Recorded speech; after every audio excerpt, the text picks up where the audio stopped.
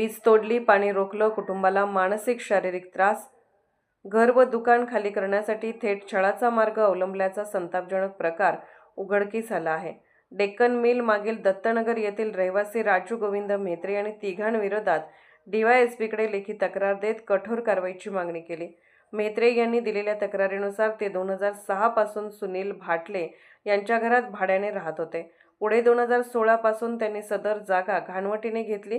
कराराची मुदत संपल्यानंतर घाणवटीची 1,75,000 रुपयांची रक्कम परत मागितली असता संबंधितांनी टाळाटाळ सुरू केली. उलट घर व दुकान खाली करण्यासाठी दबाव टाकत छळाची मालिका सुरू केल्याचा आरोप करण्यात आला आहे.